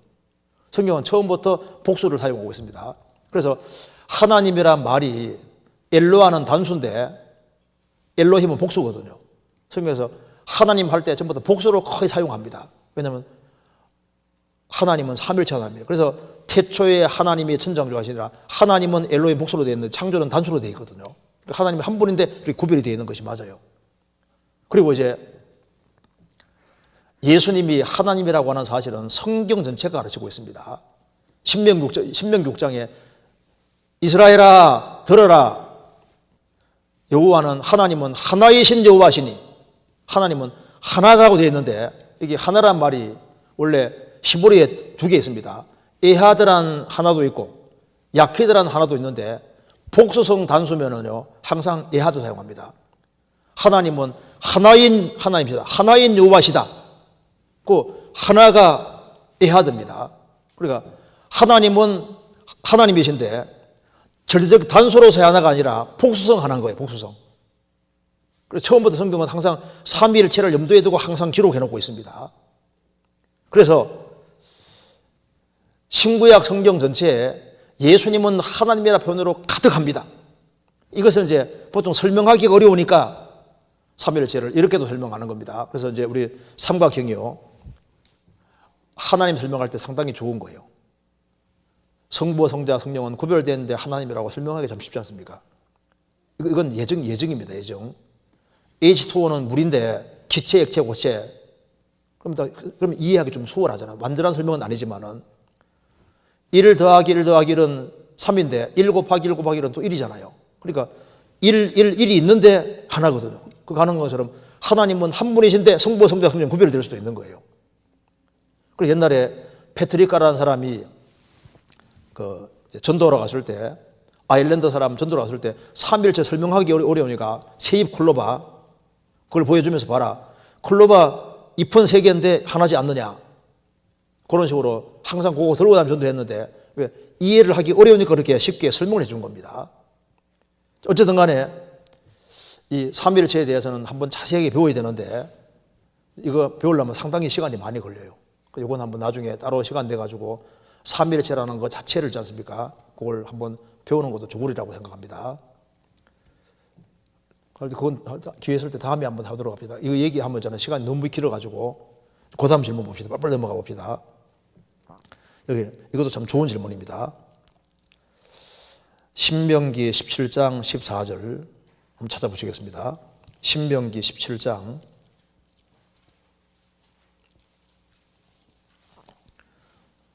14절 제가 읽겠습니다. 내가 내 하나님 여호와께서 내게 주시는 땅에 이르러 그 땅을 얻어 거할 때 만일 우리도 우리 주의 열국같이 우리 위에 왕을 세우라는 뜻이 나거든 반드시 내 하나님 여호와의 택하신 자를 내 위에 왕으로 세울 것이며 내 위에 왕을 세우려면 내 형제 중에 한 사람으로 할 것이요 내 형제 아닌 타국인을 내 위에 세우지 말 것이며 왕이 된 자는 말을 많이 두지 말 것이요 말을 많이 얻으려고 그 백성을 애굽으로 돌아가게 말 것이니 이는 여호와께서 너희에게 이르시기를 너희가 이후에는 그 길로 다시 돌아가지 말 것이라 하셨음이며 아내를 많이 두어서 그 마음이 미혹되게 말 것이며 은금을 자기를 위하여 많이 쌓지 말 것이니라. 그가 왕기후로거든 레위 제사장 앞에 보관한 이 율법서를 등사하여 평생에 자기 옆에 두고 읽어서 그 하나님 여호와 경외하기를 배우며 이 율법의 모든 말과 이 규례를 지켜행할 것이라. 그리하면 그의 마음이 그 형제 위에 교만하지 아니하고 이 명령에 떠나 좌로 나로나 치우치지 아니하리니 이스라엘 중에서 그와 그의 자손의 왕이 있는 날이 장구하리라. 여기는 질문 내용입니다.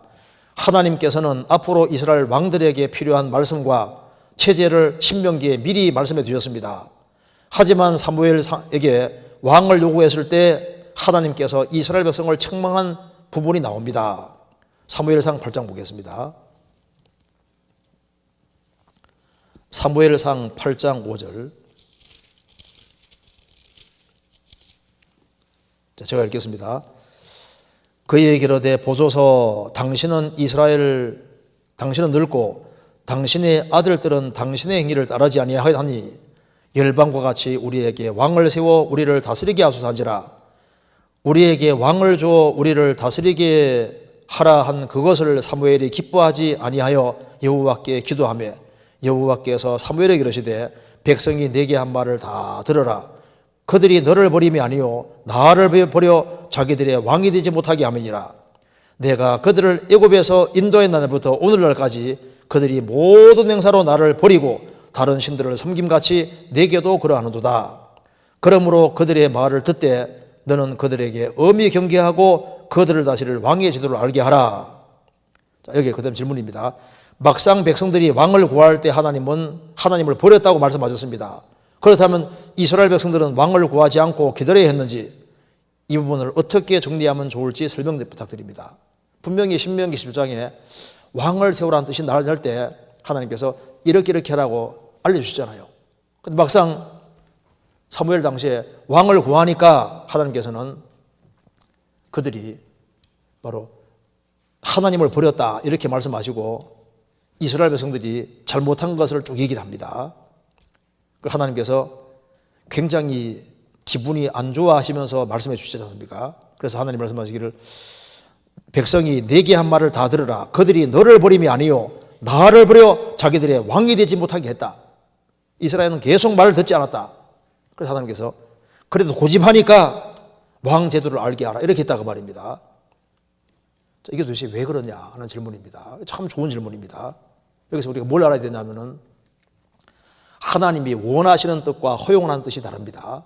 그러니까 여기 보세요. 하나님이 이게 원하는 거하고 허용하는 것은 다릅니다. 그러니까 하나님의 원하심과 허용하심이 달라요.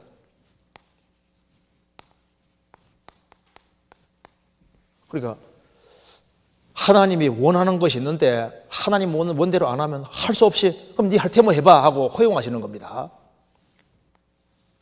그래서 하나님 원하시는 대로 하면 정말 축복인데 그래도 우리는 우리 방법대로 해야 되겠습니다. 하도 고집하면 그럼 해봐 하고 허용하신다니까요. 그리고 여기에 신명기 17장에 하나님께서 이스라엘은 틀림없이 세월이 지나가면은 주변 나라가 왕을 가지고 있으니까 왕을 구하라고 분명히 요구할 때가 올 것이다. 그러니까 그렇게 하면은 하나님께서는 이제 이렇게 하라고 알려주시는데 그게 뭐냐면 그게 하나님 원하시는 뜻이 아니라 이스라엘이 그렇게 분명히 요구할 것이기 때문에 그래서 하나님 원치 않는데 이스라엘이 원하니까 그런 식으로 해준다고 미리 하신 겁니다.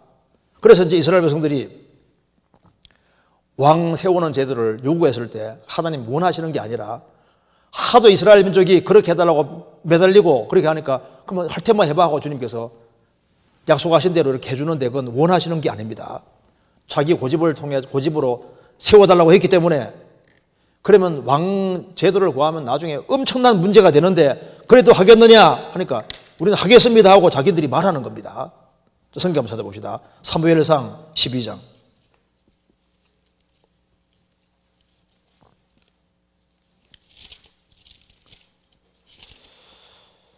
여기 왕정 제도를 쭉 알려주시니까 15절 이렇게 말합니다. 너희가 만일 여호와의 목소리를 듣지 아니하고 여호와의 명령을 거역하면 여호와의 손이 너희의 열조를 치신 같이 너희를 치실 것이라. 너희는 이제 가만히 서서 여호와께서 너희 목전에 행하시는 이 큰 일을 보리라. 오늘은 밀베는 때가 아니냐. 내가 여호와께 아뢰리니 여호와께서 우레와 별을 보내사 너희가 왕을 구하니를 곧 여호와의 목전에 범한 죄악의 큼을 너희로 밝히 알게 하리라.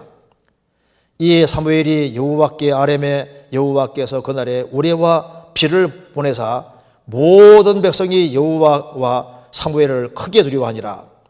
모든 백성이 사무엘에게 이르되 당신의 종들을 위하여 당신의 하나님 여호와께 기도하여 우리로 죽지 않게 하소서. 우리가 우리의 모든 죄에 플러스해서 왕을 구하는 악을 더하였나이다.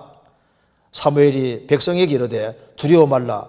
너희가 과연 이 모든 악을 행하였으나 여호와를 좇는 데서는 돌이키지 말고 오직 너희 마음을 다하여 여호와를 섬기라. 그리고 왕을 구하는 것이 얼마나 큰 악인데 기어코 왕을 세우겠느냐? 이스라엘은 지금 고집을 하고 무조건 세워달라고 하는 겁니다. 이스라엘이 왕정 제도가 됨으로 인해서 이스라엘 민족 왕 잘못 떠나서 운명이 다 왔다 갔다 했지 않습니까? 그냥 하나님 모습 살면 되는데 왕을 세워서 다스림받게 하니까 이스라엘 민족이 고통을 받고 왕이 곁길로 가면요 백성들이 막 모조리 같이 곁길로 갔습니다. 그래서 이게 얼마나 무시무시한 죄인데 이스라엘은 모르고 구하고 있는 거예요. 그래서 왕 구하는 제도가 얼마나 무서운 길이고 완전히 차선책 중에서 차선책을 구한 거다. 그러니까 제일 좋은 길은 하나님이 직접 다스리는 게 최고 좋은데 이스라엘 민족은 아닙니다. 우리 왕 세워야 되겠습니다 하고 하나님이 원래 이렇게 좋은 계획 가지고 있는데 이스라엘 민족은 아래 차선책을 취함으로 해서 많은 문제들을 생각하고 그래서 하나님은 이렇게 안 되게 하려고 왕정제도를 안 주려고 하는데 막 키놓고 고집 부리면서 해달라고 하기 때문에 그래서 그럼 할 때만 해봐 하고 허용해 주신 거예요. 그래서 하나님께서 분해가지고 화가 나서 왕정제도 줬다고 나와 있습니다. 성경에서 보시겠습니다. 호세아 13장 호세아 13장 9절입니다. 13장 9절 이스라엘아 내가 패망하였나니 이는 너를 도와주는 나를 대적함이니라. 전에 내가 이르기를 내게 왕과 방백들을 주소서 하였느니라. 내 모든 성읍에서 너를 구원할 자가 자 내 왕이지 어디 있느냐 어디 있으며 재판장들이 어디 있느냐 내가 분노함으로 내게 왕을 주고 진노함으로 패하였노라. 여기 말씀하기를 내가 분노함으로 너에게 왕을 주었다. 하나님이 다스리는 길이 최고 좋은 길인데 하나님이 싫습니다. 왕정제도 주시오 이렇게 하니까 하나님께서 하나님을 버렸다 했지 않습니까? 그래서 하나님께서 분노함으로 내게 왕을 주고 진노하심으로 패하였노라. 하나님이 너무나도 언짢아 생각하셨습니다. 분노함으로 왕을 주셨다. 근데 하나님께서는 이스라엘이 타락의 길을 걸어가면 막 키놓고 왕 세워달라고 할 텐데 하나님께서는 싫지만은 인간의 자유를 존중하시니까 하나님께서 할 수 없이 왕정제도를 허락해 주시는 거예요. 왜 주시냐면은 말을 안 들어요. 안 들으니까 하나님이 화가 나서 분노하면서 그래 그러면 한번 세워봐. 이게 그러니까 하나님의 원하시는 뜻이 아니라 말 안 들으니까 허용하신 거예요. 이걸 이해되시죠? 빨리빨리 넘어가 보겠습니다. 그 다음 질문. 10월에서 11장 23절 믿음으로 모세가 났을 때 그 부모가 아름다운 아이임을 보고 석 달 동안 숨겨 임금의 명령을 무서워 아니하였으며 이제 여기서 10월의 11장에는 믿음의 선진들의 믿음으로 행하는 모습이 나와 있습니다. 23절에 모세의 부모님에게는 정확히 어떤 믿음이 있었는지 알고 싶습니다. 모세가 태어났는데 그 아이가 아름다운 아이임을 보고 사내 아이는 다 죽이라는 그때 석 달 동안 목숨을 걸고 아이를 지켰고 임금 명령을 안 무서워했다. 최고 무서운 분이 하나님이기 때문에 임금 명령을 어기고 하나님을 향한 믿음과 두려움 때문에 하나님께서는 이 아이를 살려주셨고 그리고 큰 역사를 이루게 합니다. 그러니까 다 죽는 자리에 모세는 건진받았는데 그 이유가 뭐냐면 그 어머니 요게벳은 믿음이 아주 특별한 사람입니다.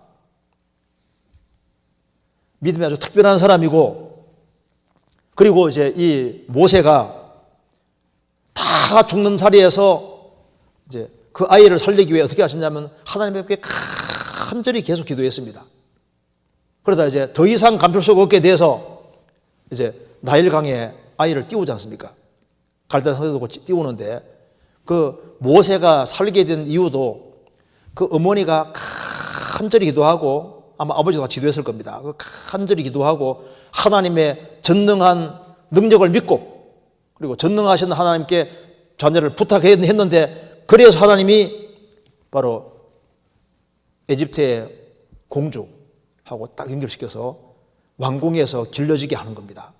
그리고 모세 어머니는 아이를 딱 보니까 이스라엘 민족이 구원될 걸 간절히 바라고 했는데 아이가 딱 태어났는데 보니까 이 아이가 뭔가 하나님 역사에 이루는데 아주 굉장히 중요하게 사용될 것도 미리 본 겁니다. 그래서 여기 아름다운 아이임을 보고 석 달 동안 숨겨서 명령을 어기지 않고 왕의 명령을 어기고 그 자녀를 지켜줬다고 말입니다. 왜 그렇게 했느냐? 하나님을 향한 참된 믿음이 있고 그리고 하나님의 능력이 있으니까 하나님이 도와주시면 다 죽는데도 불구하고 우리 아들은 살 수 있다는 걸 믿은 거예요.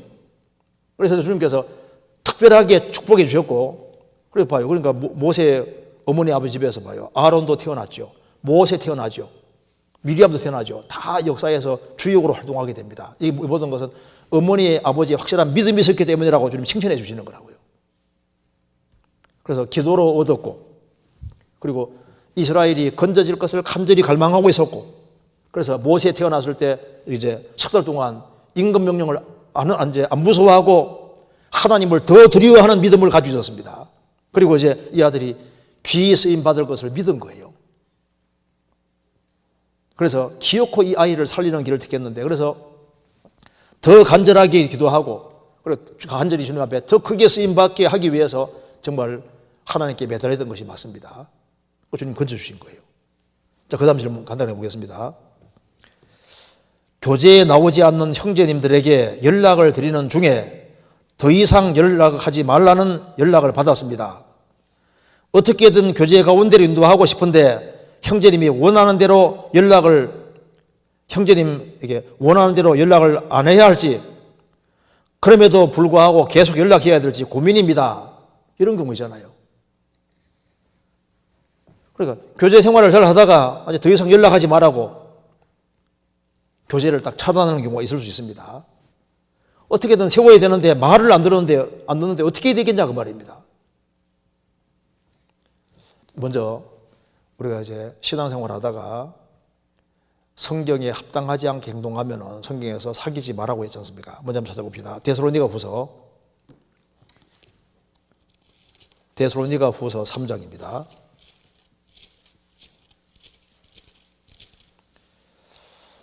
(3장) 13절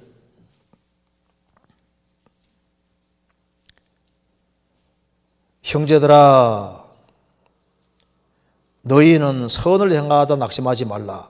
누가 이 편지에 한 우리 말을 순종치 아니하거든 그 사람을 지목하여 사귀지 말고 저로 하여금 부끄럽게 하라. 그러나 원수같이 생각지 말고 형제같이 권하라. 사람들이 이제 교회를 안 나오게 되는 이유 중에 여러 가지가 있는데요. 그 이유가 성도들 사이에 아주 상처를 크게 받아서 그런 경우도 있고 이 세상이나 세상과 사랑하지 마라 그랬는데 세상을 사랑하는 그것 때문에 이제 교제를 떠날 경우도 있습니다. 또 한 가지는 죄가 들어와서 그런 경우도 있어요. 여러 가지 이유 때문에 이제 교제를 단절하게 되는데 그러면 무조건 그 사람 손해보게 되는 겁니다. 그러면 이제 주변 사람들이 권하는데 권해도 끝까지 말 안 듣는 사람이 있습니다. 아브라함에게 롯이 조카인데 같이 가나안 땅에 들어갔고 운명을 함께 하다가 롯이 세상 사랑하는 마음이 딱 들어와서 아브람과 불리기는 길을 택합니다. 앵간했으면 아브라함이 붙잡을 거 아니에요. 근데 롯이 봤을 때 아브라함은 평생 텐트 생활하는 사람이고 세상 욕심이 없이 오로지 그 정말 하나님 바라보고 살아가는 사람인데 롯은 젊은 사람이고 애굽에 내려갔다 왔기 때문에 더더욱 세상 사랑 마음이 올라왔습니다. 그런 집에 살고 싶었거든요. 나그네 생활을 할 것이 아니라 정착해 살기를 원했습니다. 그래서 아브라함과 분리되는 길을 택할 때 아브라함은 어지간하면 잡습니다. 야, 어떻게 같이 있는 게 좋지 않냐. 그런데 눈치를 보니까 떠나려고 마음을 굳혔어요. 그러니까 네가 우하면 내가 좌하고 너가 좌하면 나는 우하겠다. 그러니까 얼른지 않습니까? 얼른 자기가 목적하는 것을 정해놨기 때문에 만일 자신이 먼저 선택하지 않으면 이게 뺏길까 봐 소돔고모라 쪽을 택합니다. 소돔고모라. 이게 왜 그러냐면은 세상 욕심이 딱 붙잡혀 있으면은 믿음의 조상 아브라함이 말해도 안 듣는 거 봐요. 바울 사도 동역자가 누군지 아시죠? 데마. 바울 사도 동역자라고 나와 있는데 데살로니가 세상으로 갈 때 주변에 신실한 크리스찬들이 얼마나 붙잡았겠습니까? 우리가 조금만 더 참고 견디면 주님 오신다. 그 위치 이탈은 안 된다 하고 계속 경고했을 텐데 안 듣는 거예요. 세상 사랑하는 마음이 있으니까 바울 사도를 버리고 데살로니를 갔다.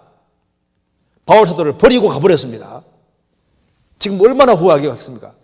그때 아브라함 같이 운명 고락을 함께 했으면은 대만은 막 위대한 삶이 될 텐데 세상 사랑하는 마음 때문에 분리될 때 주변이 안 잡아줄 수가 없습니다. 붙잡아 주려고 그래도 곁길로 끝까지 가는 사람 봐봐요.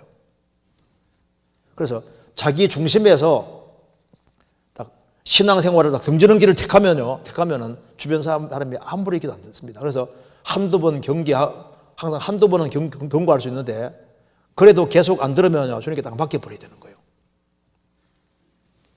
그래서 성경에서 말씀한 대로 한두 번 경계하고 그래도 말 안 들으면 구원 안 받은 사람인 것처럼 이방인과 세리처럼 여기라고 말씀하시잖아요.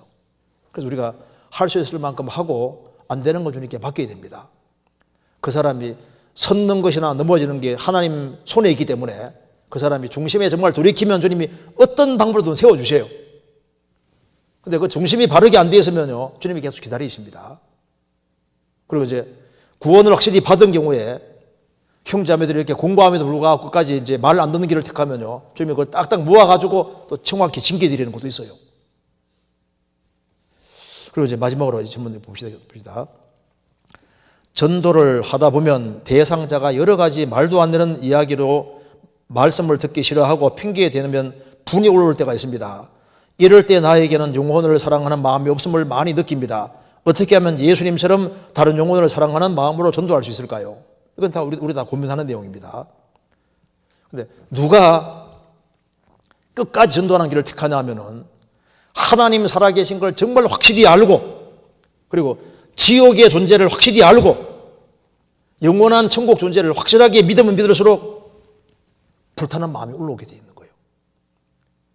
그래서 어떤 사람이 이제 자기는 지옥 가겠다고 하면요 지옥을 실제로 믿는 사람은 정말 지옥 가면 안 되니까 간절한 마음이 저절로 올라옵니다. 그렇잖아요. 그래서 주님과 바른 관계 속에 있는 사람은 그 사람은 책임감을 느낄 뿐 아니라 이게 실제이기 때문에 불쌍한 마음이 계속 올라오게 되어 있습니다. 그리고 주변 사람이 천국 가고 지옥 가는데 내 책임이 없느냐? 내 책임이 있습니다. 잠깐 찾아보시겠습니다. 이거 마지막으로 봅시다. 마태복음 23장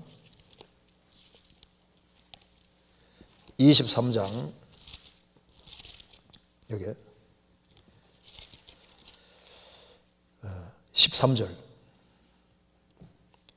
화에 있을진저 외식하는 서기관들과 바리새인들이여 너희는 천국 문을 사람들 앞에서 닫고 너희도 들어가지 않고 들어가려 한 자도 들어가지 못하게 하는도다. 사람들 앞에서 천국 문을 닫고 자기도 안 들어가고 들어가려 하는 자도 들어가지 못하게 막을 수가 있습니다. 성경에서 분명히 말씀하기를 인간에게 책임이 있다는 걸 분명히 말하고 있습니다. 주변 사람들이 넘어질 때 책임이 있습니다. 그래서 하나님 앞에 서게 되면은 너의 주변에 사람들이 있는데 너는 그들을 위해서 뭘 했느냐? 우리가 조금 더 노력하면은 훨씬 더 많은 사람을 건질 수도 있었습니다. 자, 예레미야는 왜 그렇게 불타는 마음이 아주 간절했냐 하면은 바벨론이 쳐들어오고 이스라엘 망하는 게 아주 실감나니까 그렇게 핍박과 관대를 받으면서 마음속에 불같은 마음이 쫙 올라오는 거예요. 한 권에 받아 보시겠습니다. 예레미야 20장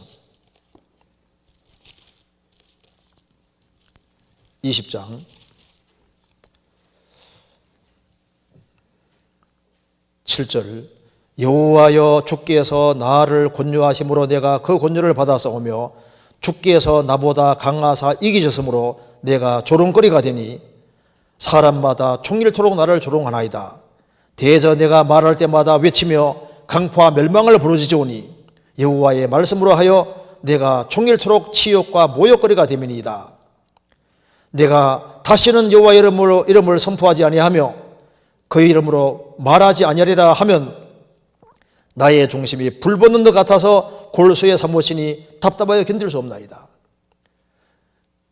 하나님에 대해서 얘기한다고 해서 막 유대인들이 예수님을 자기를 조롱하고 저런 인간은 죽어야 된다고 하고 종일토록 모독을 주고 그러니까 아이고 내버려두자 이렇게 해도 바벨론 쳐들어와서 다 죽일 것이 분명하니까 실제이기 때문에 중심이 불붙는 것 같아서 골수에 사무치니 답답하게 견딜 수 없나이다. 우리가 불타는 마음을 가지려면 아주 간단한 거예요. 하나님 살아계시고 확실하고 천국에 있는 게 실제고 지옥에 있는 게 실제고 주님의 재림이 정말 가까이 다가와 있고 이제 우리가 환난 앞에 있으니까 그걸 느끼는 사람은 불타오르지 않을 수 없는 거예요. 집이 불탈 때 무조건 끄집어내야 됩니다. 그렇죠? 그래서 이것이 신앙이 막연한 것이 아니라 실제라는 걸 확신하는 사람일수록 내가 다른 걸 다 희생하고 투자해서라도 무조건 건지려는 마음을 갖게 되는 겁니다. 그래서 우리 신앙이 확실한 거하고 성경의 실제를 확실히 믿는 사람하고 그렇지 않은 사람 차이가 납니다. 주변 사람들에 대해서 핍박을 받고 욕을 얻어먹으면서도 그 사람이 천국을 갈 수 있다면 핍박과 욕을 받는 게 당연한 건데 그런데 몸을 조사리면서 누가 이제 전도하다가 안 되니까 저런 인간 틀려서 이렇게 하면서 있지 않습니까? 그 사람 사랑하는 마음이 없어지는 것은 이게 천국, 지옥 이런 것 자체가 아주 막연한 경우가 많아요. 그렇잖아요. 자기 구원이 확실한 것처럼 구원이라는 게 정말 존재하고 그리고 그 사람이 복음 받아들이면 천국 갈 수 있다고 생각이 들어가니까 요거 얻으면 그 아무것도 아니다 그 말입니다. 그래서 요거 이제 이런 문제는 참 중요한 내용이라고 할 수 있습니다. 오늘은 여기까지 하고 다음에 한번 또 자세히 말씀드리겠습니다. 같이 기도하시겠습니다. 자비로우신 우리 아버지 하나님, 저희들을 불쌍히 여기시고 주의 보배련표로 구원해 주신 것을 감사합니다. 우리 주변에 불쌍한 이뤄진 영혼들이 너무나도 많이 있습니다. 저희들을 최선을 다해서 영혼을 건질 수 있도록 도와주시고 주님께 영광과 찬송 돌리는 귀한 삶이 되도록 도와주옵소서. 이번 주간에 집회할 수 있는 기회를 허락해 주시고 또 집회를 위해서 동참하게 해주신 것을 감사합니다. 주님의 복음과 영광을 위해 힘쓰는 모든 분들을 일일이 주님께서 도와주시고 주님 오시는 그날까지 영혼을 건진 일에 최선을 다할 수 있도록 도와주옵소서. 주 예수 그리스도 이름으로 기도하옵나이다. 아멘. 예, 수고하셨습니다.